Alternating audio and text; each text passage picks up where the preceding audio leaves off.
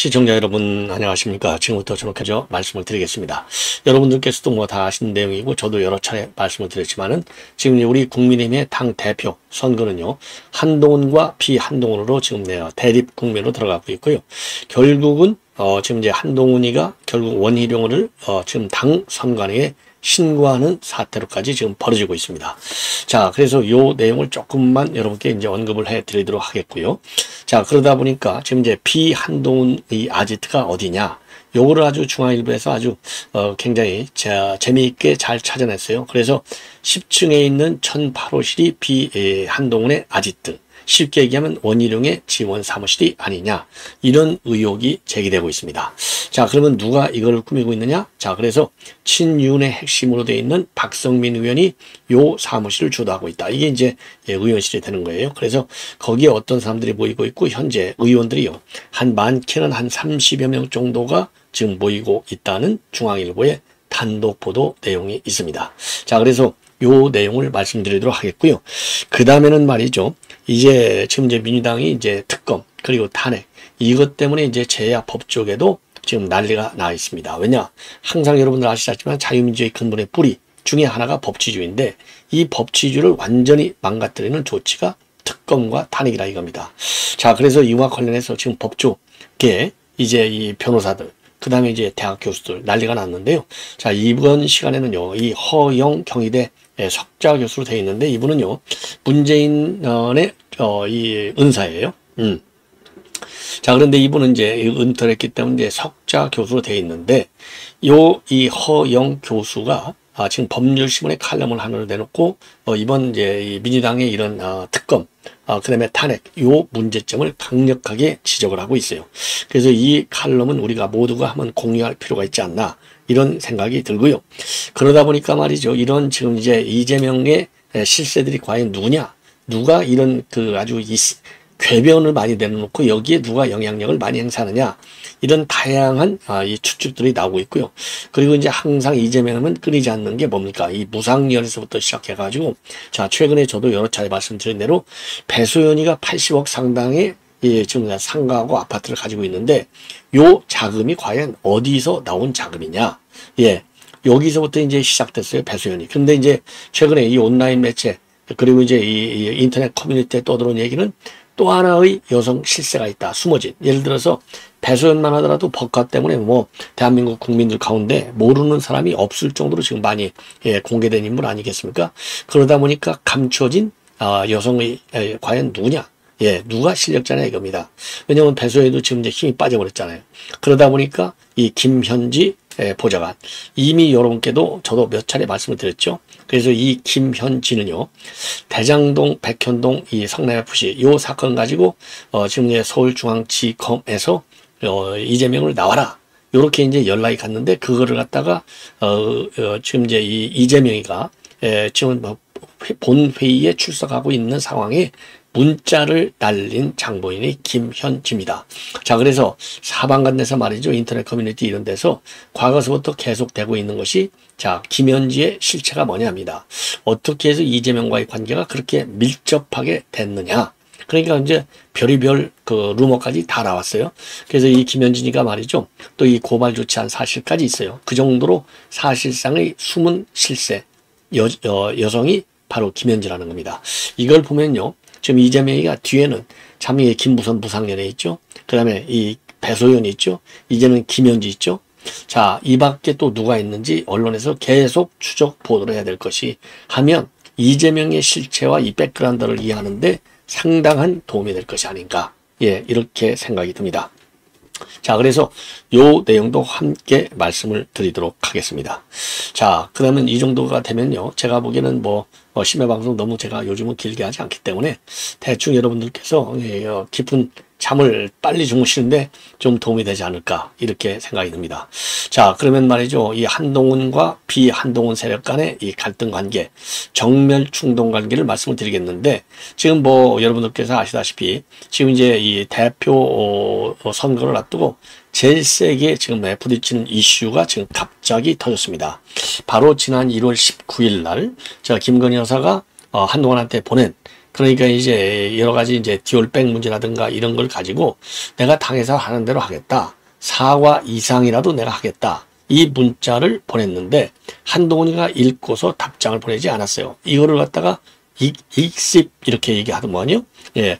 그래서 이제 요것이 이제 큰 문제가 되고 있고, 그리고 이제 김건희 여사가 무려 5번이나 됐는데 아예 답장을 하나도 안 보냈다. 그리고 김건희 여사가 전화까지 했는데도 아예 받지도 않더라. 이렇게 해서 이제 갈수록 일파만파로 커지고 있습니다. 자, 여기에 대해서 이제 한동훈이가 아니 왜 하필이면 이 시점에 이걸 내느냐? 지금 당이 분열해서야 되겠느냐? 이런 입장을 내고 있고요. 더군다나 이제 그 내용과 관련해서 지금 이제 이 내용이요. CBS 김기환 논설실장이 최초로 이제 폭로해가지고 이게 이제 사단이 벌어지기 시작했는데, 그래서 이제 한동훈한테 이제 비판이 가는 이유가 아니 이 영부인의 문자를 이렇게 5번씩이나 씹었어? 이렇게 되는 거잖아요. 그리고 이제 사과하겠다는데 사과를 하지 마라. 이렇게 의견을 안 줬단 말이야. 그러니까 총선에서 폭망했잖아. 너 총선 책임을 져. 이게 총선 책임론으로 이제 파장이 커지고 있는 겁니다. 자, 그러다 보니까 지금 이 한동훈의 해명은 무슨 소리냐? 사과를 하겠다는 게 아니라 사과를 안 하겠다는 이유가 많았다. 예. 요런 이 방향에서 요거를 반박하고 있어요. 자, 그래서 이미 이제 한동훈은 말이죠. 용산과는 결별의 수순으로 접어들었다. 이런 평가들이 지금 뭐 여기저기서 아주 급격히 제기되고 있는 상황이 되겠습니다. 예. 그러다 보니까요, 나경원, 원희룡, 윤상현 일제히 비판하고 있고, 나경원 같은 경우에는 이제 구구한 변명을 하지 말아라. 해당 행위다. 그리고 이제 원희룡은요, 본질이라고 하는 것은 여기서 논의를 뭉갰다는 거다. 그래서 총선 패배 책임을 져야 될 것이 아니냐.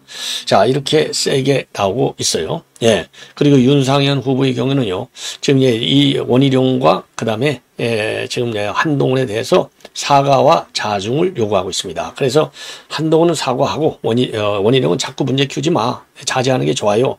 이런 그 입장을 내놓고 있고요. 그리고 이제 한동훈의 경우에는 더군다나 이러한 지금 이제 이 플레이가 일종의 이제 이 언플이라고 이제 보면서 이거는 당무의 대통령실에서 개입하는 거야. 이게 정조준, 대통령실을 정조준하고 있어요. 그래서 한동훈은 말이죠. 이건 일종의 당무 개입이자 전당대회 개입이다. 지금 우리가 이런 거 할 때냐, 이 부분에 대해서 매우 우려스럽다. 이렇게 입장을 내놨어요. 자, 그래서 이걸 보면 한동훈이가 이제 내 갈 길 가겠다. 마이웨이를 선언한 것이 아니냐. 이런 평가들이 지금 많이 나오고 있는 상황이 되겠습니다. 자, 그래서 지금 이게 이제 하나 문제가 되고 있고요. 그 다음에 이제 팬덤과 관련해서 한동훈이가 이제 이 팬덤을 정했어요. 왜냐? 지금 이제 다른 후보들이 한동훈은 너무나 팬덤에 기대서 정치를 하는 것이 아니냐. 요런 이제 비판이 제기되고 있는 상황입니다. 그러다 보니까요. 지금 이제 이 YTN에 나와가지고 무슨 소리를 하고 있느냐. 자, 팬덤 이거 굉장히 참 고마운 일이다. 다만 저희같이 나이 드는 남자들은 주제 파악을 잘해야 되는데 제가 대단히 매력 있고 제가 너무 좋아서 모이신 건 아니라는 것은 내가 잘 알고 있다. 그동안 제가 가지고 있었던 포지션, 스탠스, 사회에 대한 입장에 공감해서 모인 정도라고 생각하고 있고, 그렇기 때문에 제가 여기서 조금만 엇나가면 얼마든지 없어질 분들이라고 생각한다. 지금은 격려와 응원의 대상이라기보다는 비판과 감시의 대상인 것도 제가 안다. 그러면서 말이죠. 저를 좋아해 주시는 분들도 너무나 고맙지만은 그걸 잊지 않아 주셨으면 좋겠다. 단적으로 저도 그런 마음을 가지고 있다. 그러면서 누가 팬클럽 카페 등이 10배가 늘어나는 계기가 본인이 거기 가입해서 글을 남기는 경우라고 제안을 하더라. 이재명 대표 같은 경우에는 제명인의 마을에서 그렇게 하고 있지 않느냐. 정치 시작하면서 비대오 연장 할 때 그런 제안을 하신 분이 있었는데 나는 그런 건 안 하겠다. 이렇게 못 받고 있어요. 자, 그런 식이 되면 서로 간에 좋은 영향도 있겠지만은 안 좋은 영향도 있을 것 같기에 그런 차원에서 안 하겠다. 이 자리를 빌려서 대단히 고맙다는 말씀을 드리지만은 기본적으로 저는 감시와 비판의 대상이 된다. 그래서 이 팬클럽과 관련해서는 상당히 이제 옳은 얘기를 지금 한동훈이가 얘기하고 있는데요.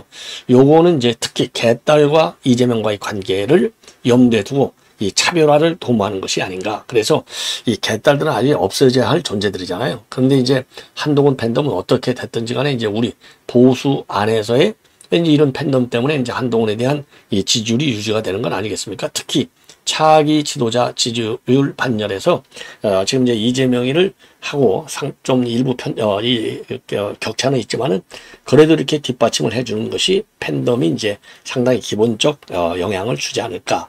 그래서 긍정적인 측면이 정치권에 반영이 될 수 있도록 한동훈이가 책임을 지고 잘 관리할 필요가 있지 않나 이렇게 생각이 듭니다.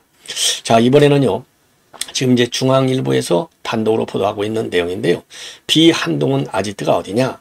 자, 그래서 이거를 보면은 지금 이제 박성민 의원의 10층에 있는 1008호실이 비한동훈 아지트다. 이렇게 중앙일보는 단정을 하고 있습니다. 자, 그래서 최근에 말이죠. 이 중앙일보 보도 내용을 보면은요. 이 박성민 그 중심으로 영남초 재선 의원들 20여 명이 여러 차례 모였다. 어떤 사람들이냐? 친윤 재선 그룹. 그러니까 이제 이 박성민하고요. 가까운 강대식, 강민국, 그 다음에 구작은 김승수, 엄태영, 정동반. 이런 친윤 재선 그룹하고요.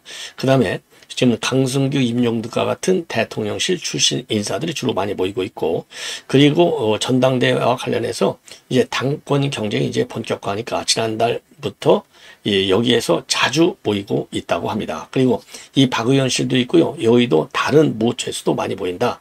그래서 말이죠. 이제 어제 5일 날에도 지금 모였는데 여기에는 현역 의원들이 30여 명이 넘는 어마어마한 인원이죠. 모였다. 이렇게 이제 보도를 하고 있고요. 자, 그러다 보니까 이 사람들이 친윤 주류 그룹이니까 대표적인 비한동훈 세력으로 지금 꼽히고 있다. 그래서 이 원희룡 후보를 지원하려고 모인 것이 아니냐. 이런 지금 얘기를 하고 있습니다. 기사가. 그런데 이제 여기에 참석하고 있는 의원들은 무슨 소리냐? 그게 아니다. 단순한 교류 목적의 모임이다. 예. 요렇게 이제 해명을 하고 있어요. 자, 이러다 보니까 이제 박성민 의원이 있는 의원회관 10층 덩달아서 주목을 많이 받고 있다고 합니다. 자, 그래서 요거를 보시면 말이죠. 예, 요거를 보시면은, 지금 이제 이 10층이 이제 덩달아서 지금 주목을 받고 있는데, 과연 10층에 누가 있느냐? 자, 그래서 지금 이 고동진, 배현진, 그 다음에 김영동, 박정훈, 이런 사람들이 있는 거예요. 자, 이걸 보면은 이게 완전히 지금 이제, 친 한동훈 멤버들이 되겠고요. 다른 한편으로는 박성민과 강인국과 정동만, 요렇게 또 하나의 팀이 아니고 이제 방 배치. 자, 그래서 요 방 배치가 결국은 이 편가르기 쪽으로 이제 나눠질 수 있을 정도가 된다는 겁니다. 자, 그래서 지금 10층, 흔히 얘기해서 이제 KBS가 보이는 동은 KBS 동이라고 그러고요. 한강 조망이 가능한 서쪽 건물은 한강동이라고 부르는데, KBS 동에는요, 제가 조금 전에도 이제 말씀을 드린 대로, 자, 다시 한번 보여드릴까요? 예, 요게 KBS 동에는 김영동, 박정훈, 고동진, 이 배현진, 그리고 한강동에는 박성민, 강민국, 정동만. 그래서 이 친한과 그리고 친윤으로 이 사무실 배치가 나눠져 있다. 이렇게 해서 지금 굉장히 이 국민의힘이 지금 이제 분화되고 있는 그런 모습을 상징해 주는 것이 아니냐, 이런 얘기까지 나오고 있다고 합니다. 예. 자, 이 정도는 이제 말씀을 드리겠고, 그 다음에 말이죠. 지금 이제 지금 이제 좀 전에 말씀드린 대로 이재명의 숨겨진 연인이 누구냐? 이게 지금 갑자기 인터넷 커뮤니티에 나돌고 있는데요. 이거는 뭐 누가 보더라도 김현지다. 자, 그러면 김현지는 누구냐? 김현진이는 이제 이 성남 시민 단체에서 일하던 사람이에요. 자, 성남시 성남의제 2021 여기에서 이 시민단체 활동을 한 사람인데, 이 성남의제 21 같은 민간 커머스 기구에서 이제 여기 이제 사무총장으로 일을 했다고 그래요. 자, 그런데 지금 김현지가 말이죠.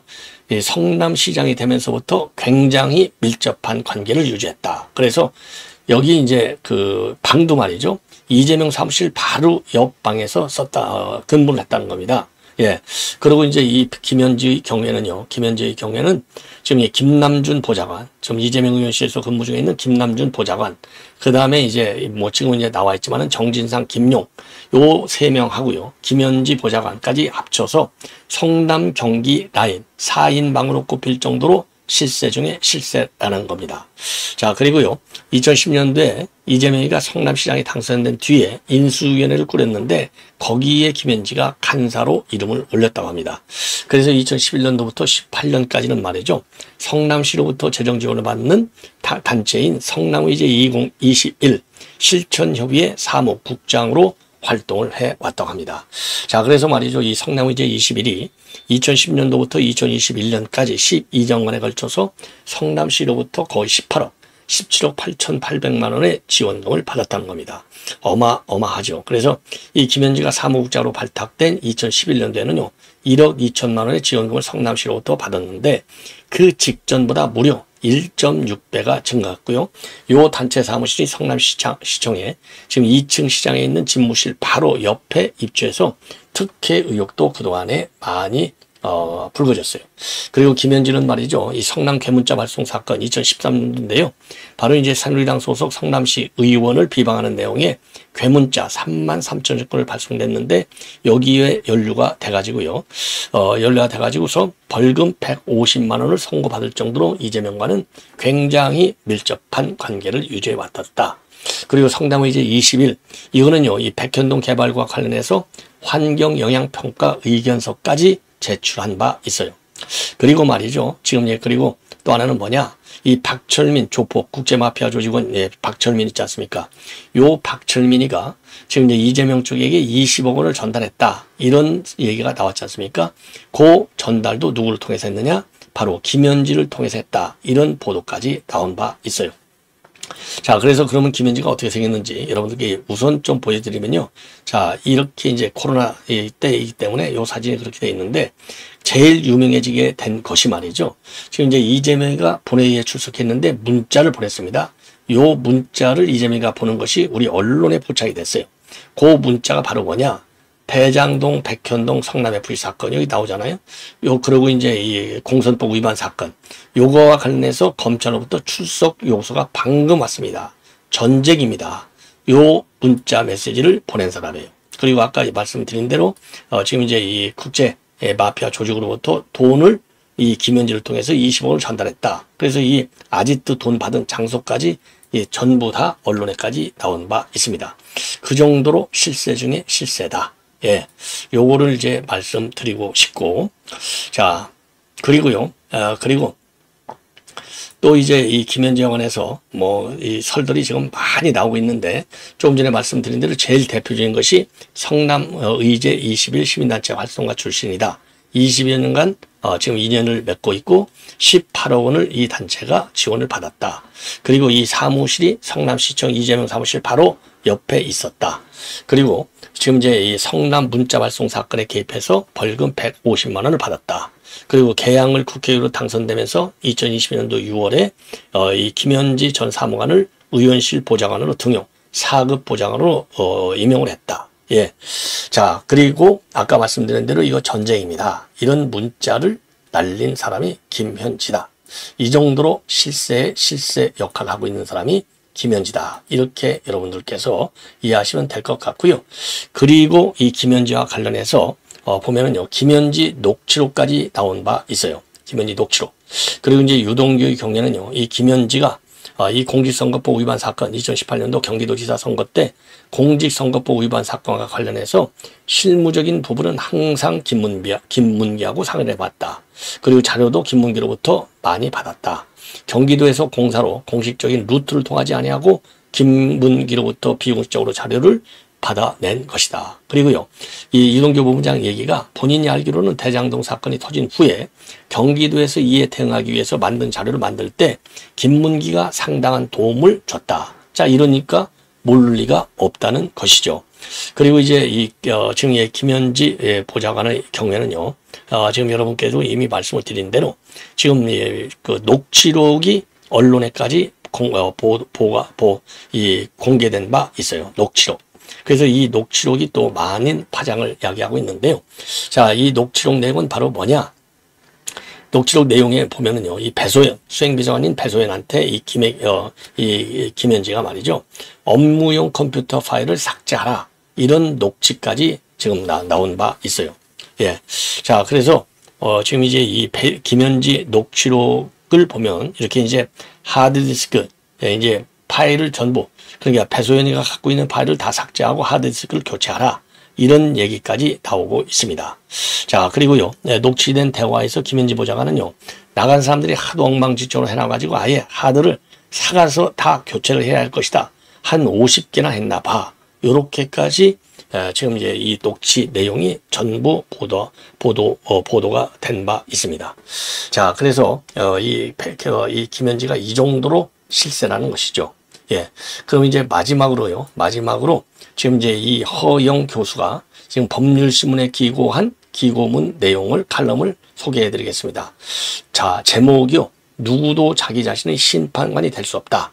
이게 이제 세계적인 법언이 되겠는데 요거를 무시하는 인간이 바로 누구냐? 바로 이재명이라는 겁니다. 자, 그래서 이러한 정당이 이게 자유민주주의적 기본 질서를 지키는 정당이냐?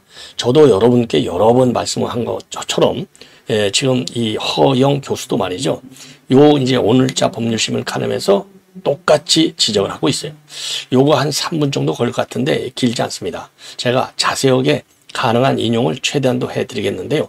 자, 22대 국회는 민주당의 탄핵 정치로 헌정 질서를 위협하고 있다. 민주당은 국민이 부여한 절대다수 의석을 당대표의 방산 수단으로 악용하면서 마침내 당대표를 수상 검사를 탄핵하는 데 이르는데 참으로 어처구니가 없는 국기문란 행위다. 자, 이게 그럼 허영 교수 여러분들 말이죠. 예. 자, 요 분이 허영 교수가 되겠습니다. 자, 그러면서 말이죠. 국기문란 상태다. 그러면서 이재명의 여러 가지 범죄 혐의는 성남시장하고 경기지사 재직증에 생긴 사적인 범죄였기 때문에 민주당과는 전혀 관계가 없다. 이재명이는 민주당을 방패로 삼으려고 비난을 무릅쓰고 당대표가 되었겠지만 공당인 민주당이 나설 이유는 전혀 없다. 그리고 우리 헌법은 정당이 민주적 여론 형성에 참여하는 공적인 정당 활동을 보장한다. 그러나 정당이 이재명의 대표직 취임 이전의 사적인 범죄 행위를 방탄하는 활동까지 보장하는 것은 아니다. 민주당은 분명히 헌법이 보장하는 정당한 공적인 정당 활동을 한계를 벗어나고 있다. 우연 정당의 문턱에 들어선 거나 마찬가지다. 뭐 저하고 제 생각이 똑같지 않습니까? 우리 헌법은 정당 활동이 민주적 기본 질서에 위배될 때는 해산시킬 수 있도록 방어적 민주주의를 제도하고 있다는 점을 민주당은 명심하라. 그리고 우리 헌법은 탄핵의 요건으로 직무집행에 있어서 헌법이나 법률을 위배한 것을 명시하고 있는데 헌법재판소는 그동안 확립된 판례를 통해서 일관해서 이 규정을 더 엄격하게 해석하는 판시를 하고 있다. 즉 중대한 우연 위법 행위가 없는 탄핵은 모두 기각하고 있고 탄핵은 그만큼 엄중한 제도다. 제가 뭐 여러 차례 이거를 강조했지 않습니까? 예. 그러면서 말이죠. 민주당은 탄핵 대상에 대한 검사들이 어떠한 중대한 우연 위법 행위가 있는지 객관적인 증거를 제시하지 못하고 있고 민주당이 생각하는 주관적이고 추상적인 사유만을 열거하고 있고 그것도 이미 무혐의 처리가 되었거나 증거 없는 허위 주장이 입증된 사유들이다. 따라서 헌재가 기각할 것이 확실한 탄핵을 강행하는 것은 수사 방해를 통한 방탄 목적 이외에 다른 이유를 찾기가 힘들다. 민주당은요. 누구도 자기 자신의 심판관이 될 수 없다는 확립된 법원을 어기고 수사를 받는 당대표가 수사검사를 심판하겠다는 기상천외한 행태를 보이면서 세계 공통의 법원까지 무시하고 있다. 자, 그러면서 말이죠. 탄핵은 본질적으로 보충적이고 최종적인 책임 추궁 수단이다. 대통령을 비롯한 고위공직자의 중대한 우연적인 직무집행으로부터 헌법적인 가치를 지키기 위한 마지막 보충적인 수단이다. 징계, 감찰, 형벌 등 다른 법률적인 수단과 절차에 따라서는 법적인 책임을 추궁할 수 없는 경우에만 최종적으로 동원하는 헌법상의 제도이다. 민주당이 과연 다른 책임 추궁 수단을 강구해 본 일이 있는가? 이번 검사 탄핵은 물론이고 지금까지 남발한 탄핵은 보충성의 요건을 무시한 정치의 폭거다. 당대표 방탄용 탄핵을 통해 수사기관과 사법부를 겁박하는 정치행 때는 탄핵 제도를 악용하는 우연적 저사이다. 자, 그러면서 말이죠. 우리의 자유민주주의 법치주의 헌정질서는 삼권 분립과 준법 및 법 앞의 평등을 이념적인 가치로 추구하고 있다. 일상화되고 있는 민주당의 탄핵 정치는 권력 분립 정신과 법치주의에 대한 정면적 도전이다. 삼권의 한 축인 국회가 탄핵 요건을 무시하고 사법 질서를 방해하는 것은 자유민주주의와 법치주의를 해치는 우연적 저사이다. 마지막 패러그래프가 되겠습니다. 검찰은 민주당의 탄핵에 기죽지 말고 단결해서 흔들림 없이 파사 현장의 자세를 지켜가야 한다. 파사 현정의 자세를 지켜가야 된다. 예, 옳은 길을 택하게 된다는 이런 얘기죠. 그리고 민주당의 우연적인 정치 행태에 제동을 걸어야 하는 책임은 주권자인 국민과 법원, 헌법재판소가 지고 있다. 우선 국민은 여론의 인풋을 수단을 통해서 민주당의 행태가 국민의 뜻과는 전혀 다른다는 점을 일깨워줘야 한다. 말끝마다 민의를 내세우는 민주당의 정치 행태가 민의와는 동떨어진 것임을 준엄하게 경고해야 한다. 법원은 계류 중인 이재명 대표의 재판을 신속히 진행해서 하루속히 확정 판결을 통해서 법치주의 확립에 기여해야 한다. 지금의 사태는 위법적인 재판 지연이 가져온 일이라는 점을 법원은 반성해야 한다. 헌법재판소는 헌법수의 최후 보루로서 사명을 다하기 위해서 우연 위법적인 정치적 탄핵은 집중 심리를 통해서 한 달 이내에 신속하게 기각 결정을 해야 한다. 헌법재판소가 확립한 탄핵 요건을 갖추지 않은 탄핵 사건을 과거처럼 몇 달씩 끌 이유가 없다. 그것만이 탄핵 정치를 끝내는 헌법 수호의 지름길이다. 아주 좋은 칼럼이에요. 자, 그래서 한자도 빠짐없이 여러분께 그대로 인용 보도해 드렸습니다. 자, 여러분들 말이죠. 이 법률신문 인터넷에 들어가셔가지고 꼭 한번 조용히 읽어보시면 말이죠. 요 지금 허용 교수의 취지가 이 우리 국민 모두와 함께 공유가 될 수 있도록 이 전파를 많이 해주시면 대단히 고맙겠습니다. 자, 시청자 여러분, 이것으로 본 방송을 마치겠습니다.